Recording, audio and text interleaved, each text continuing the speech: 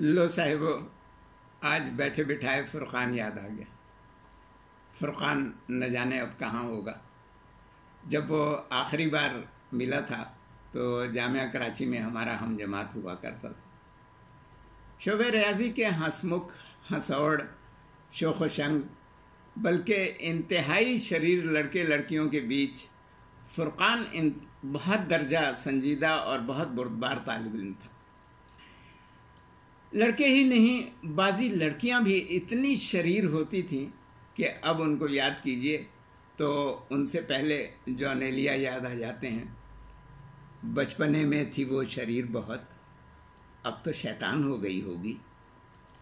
फुरकान हर वक्त सियाह गाउन में मलबूस नजर आता था, क्लास के अंदर भी और क्लास के बाहर भी।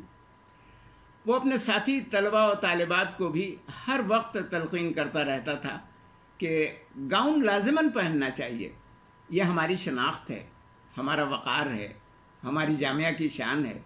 अरे कमबख्तो, अब गाउन नहीं पहनोगे तो कब गाउन पहनोगे? गाउन के मौजू पर हर वक्त होने वाली उसकी लंबी लंबी तकरीरों से आजिज आकर शरीर लड़के लड़कियों ने फुरकान का नाम ही फुरकान रख छोड़ा था। सियाह गाउन जामिया के तलबा और तालिबात का यूनिफॉर्म था। सब्ज रेशमी गाउन असातिज़ा की शनाख्त था। असातिज़ा तो जब भी क्लास लेने के लिए अपने कमरे से बाहर निकलते सब्ज गाउन लाजिमन ज़ेबतन कर लिया करते थे, मगर तलबा और तालिबात को यह सियाह गाउन एक झंझट ही महसूस होता था। बरक़ापोश लड़कियां तो अपने गाउन में टिच बटन लगाकर उसे अपने अबाया के तौर पर इस्तेमाल कर लेती और ऊपर नकाब ओढ़ लेती।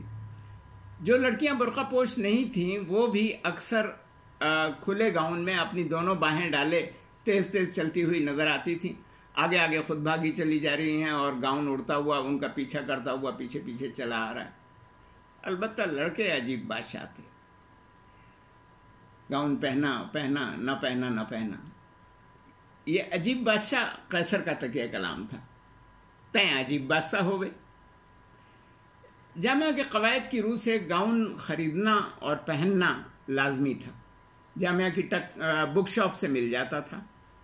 बाज़ तलबा और तालिबात अपने बड़े भाइयों या बड़ी बहनों से वर्षे में भी हासिल कर लिया करते थे।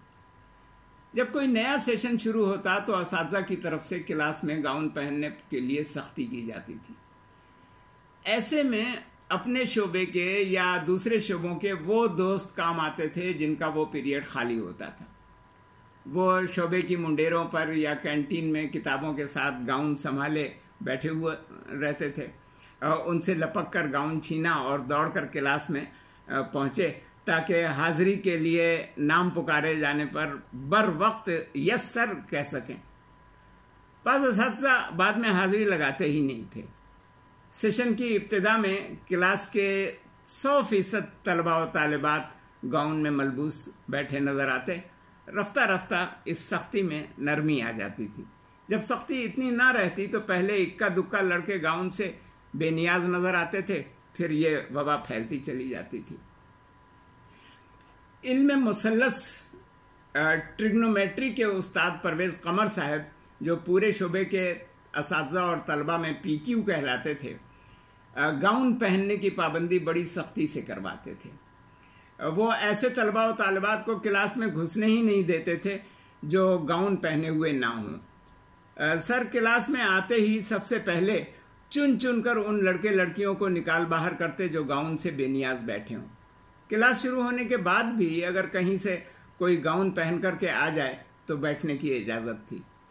एक बार उनकी क्लास में ये लतीफ़ा हुआ कि 2 लड़के जो साथ बैठे हुए थे उनमें से किसी एक लड़के से भी सर कोई सवाल करते तो जवाब देते वक्त दूसरा भी साथ साथ उठ जाता, एहतरामन हाथ बांध कर खड़ा रहता।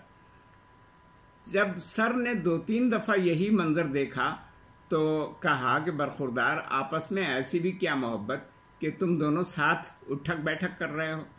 अब मैं जिससे सवाल करूं सिर्फ वही खड़ा हो। तब सर को पता चला कि आपस में मोहब्बत ही नहीं, मजबूरी भी थी। दोनों एक ही गाउन में घुसे हुए थे। गाउन की दाईं आस्तीन में दाएं तरफ वाले लड़के ने अपना दायां हाथ डाल रखा था और बाईं आस्तीन में बाएं तरफ वाले लड़के ने अपना बायां हाथ डाल लिया था। क्लास में बैठने का कानूनी तकाजा तो पूरा करना ही था। दाखिले के दिनों में हर तरफ गाउन की बहार आ जाती थी।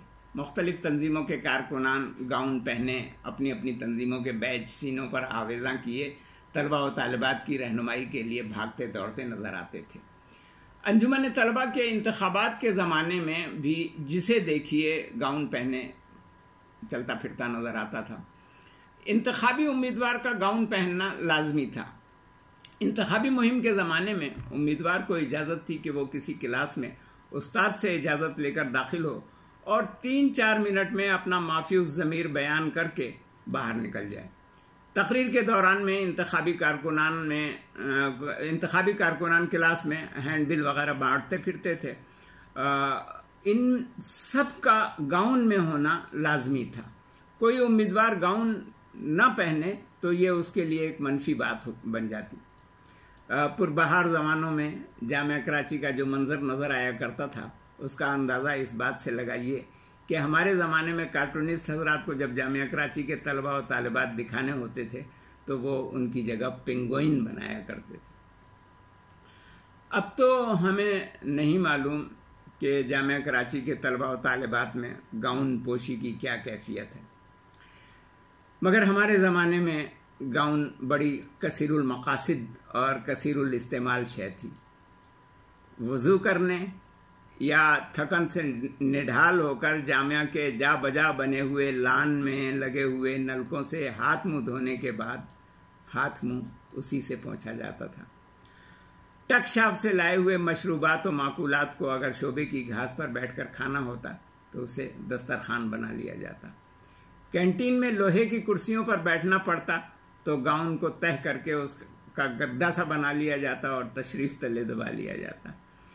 क्लास में किसी सवाल का जवाब ना आता तो उसी के पल्लू से अर्क़ निदामत साफ किया जाता। ऐनक के शीशे भी। सख्त सर्दी के ज़माने में जामिया के खुले मैदानों में कोयटा से आने वाली हवा जब शमशीर की तेज़ी दिखाती तो गाउन ही को मफलर या स्कार्फ के तौर पर इस्तेमाल किया जाता था। तेज़ गर्मियों में जब लू चलने लगती तो उसे कूलर के पानी से भिगोकर बरसाती की तरह ओढ़ लिया जाता। एक बार इल्मुल अहसा कैलकुलस के पर्चे में एक साहब अपनी सफ़ेद पतलून की रान पर तमाम फार्मूले लिख लाए। टेस्ट के दौरान में गाउन ही था जो निगरां मुमतहिन से उनकी राल पर लिखे हुए फार्मूलों की सतरपोशी करता रहा। कन्वोकेशन ग्राउंड में होने वाली लड़ाई और मार कुटाई के बाद जब तौकीर भाई भागकर शोबे की पुरअमन फजा में पनाह लेने के लिए पहुंचे तो इसी से उनकी गर्दे सफ़र झाड़ी गई। गरज ये कि गाउन बड़ी काम की चीज़ थी। यहाँ हमें एक और दिलचस्प किस्सा याद आ गया। हमारे ज़माने में जामिया कराची में 2 इंतहाई शैतान लड़के होते थे, जेदी और मेहदी। इन दोनों का मशगला ये था कि जामिया के किसी भी शोबे में किसी भी क्लास में कोई भी पार्टी हो तो ये दोनों बिन मिलाए मेहमान वहाँ जाकर विराजमान हो जाते। हरकतें ऐसी करते थे कि कोई बड़े से बड़ा सूरमा भी उनसे पंगा लेने का तसव्वुर नहीं कर सकता था। जामिया कराची के ये दोनों लड़के हमारे ही पॉइंट की बस से सफ़र किया करते थे। पॉइंट के पहले स्टॉप से बैठ जाते और पूरी बस को अपनी हरकतों से लुत्फानंदोज करते रहते थे। एक दफ़ा शोबा हैवानियात जूलॉजी के तलबा ने फाइनल की क्लास के लिए अलविदाई पार्टी रखी। पार्टी के तमाम शुरका से बाकायदा हल्फ लिया गया कि किसी गैर मुतल्लिका फ़र्द को इस पार्टी के मुताल्लिक नहीं बताया जाएगा ताकि जेदी और मेहदी तक ये इत्तला न पहुँच सके। राजदारी इतनी निभाई गई कि शोबे के मुलाजमीन को भी नहीं बताया गया कि पार्टी कब किस वक्त कहाँ हो रही है। उस रोज़ जिस दिन पार्टी थी ये दोनों के दोनों पॉइंट की बस में नज़र नहीं आए, मगर हमारी बस जब शोबा हैवानियात के करीब से गुजरी तो 2 मजदूर नुमा लोगों ने बस को रोकने के लिए हाथ दिया। ड्राइवर ने फौरन ब्रेक लगा दिए। क्या देखते हैं कि जेदी और मेहदी दोनों अपनी अपनी पीठ पर गाउन की गठरियां लादे बस में चढ़ रहे हैं। बस में चढ़ने के बाद गठरियां खोली गईं, पूरी बस के तलबा और तालिबात और ड्राइवर और कंडक्टर को वाफर मकदार और तादाद में केले, कीनू, समोसे, पेटीज, गुलाब जामुन, बिस्कुट और जूस के डब्बे बांटे गए। बाद लोगों ने डबल डबल हिस्सा लिया। बाद में पता चला कि खाने की मेज़ किसी खुफिया कमरे में सजाकर शोबे हैवानियात के तलबा और तालिबात सेमिनार रूम में अपना अलविदाई प्रोग्राम करते रह गए और यहाँ मुखबिरों की इत्तला पर खुफिया डाका पड़ गया। जेदी का कहना था कि सजा सिर्फ राजदारी बरतने की वजह से दी गई थी। राजदारी न बरती गई होती तो हम अपना हिस्सा खाकर वहां से चले आते, दोनों गाउन भरकर न लाते। फुरकाउन की तहकीक के मुताबिक मगरिब ने गाउन का तसव्वुर मुस्लिम हस्पानिया की जामियात से अख्ज़ किया था। वहाँ के तलबा अबा पहनते थे और असातिज़ा जुब्बा व दस्तार। जब तलबा का कॉन्वोकेशन होता था तो फारिगुत तहसील हो जाने वाले तालिब इल्मों की दस्तार बंदी की जाती थी। मगरिब अपने आप को जुब्बा व दस्तार के बुलंद मेयार तक तो न पहुंचा सका, अलबत्ता कॉन्वोकेशन के मौके पर आज भी हुड और गाउन पहनने की रवायत बरकरार है। पहले दस्तार का शिमला लटका करता था, अब हुड का फुंदना लटकता है।